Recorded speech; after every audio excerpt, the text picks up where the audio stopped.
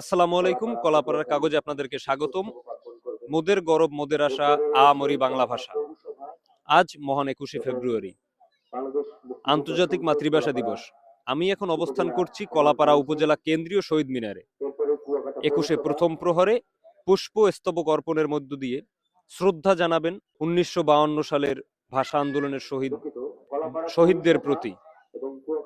শ্রদ্ধা জানাবেন উপজেলা প্রশাসন, কলাপাড়া থানা, মহিপুর থানা, কলাপাড়া পৌরসভা, কুয়াকাটা পৌরসভা, মুক্তিযোদ্ধা সংসদ, কলাপাড়া উপজেলা বিএনপি, কলাপাড়া মোজাহারউদ্দিন বিশ্বাস কলেজ, মহিলা কলেজ, খেপুপাড়া সরকারি মডেল মাধ্যমিক বিদ্যালয়, খেপুপাড়া বালিকা মাধ্যমিক বিদ্যালয়, সাংবাদিক বৃন্দরা, কলাপাড়া উপজেলার সাধারণ জনগণ।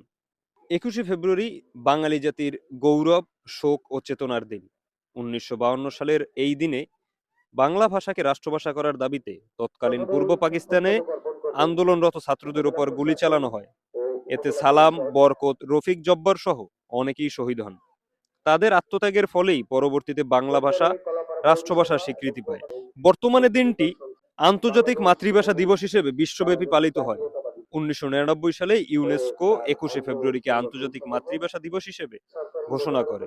২০০০ সাল থেকে সারা বিশ্বে দিবসটি যথাযোগ্য মর্যাদায় উদযাপিত হয়। ২১ মানে মাথা নত না করা, ২১ মানে ভাষার মর্যাদা রক্ষা।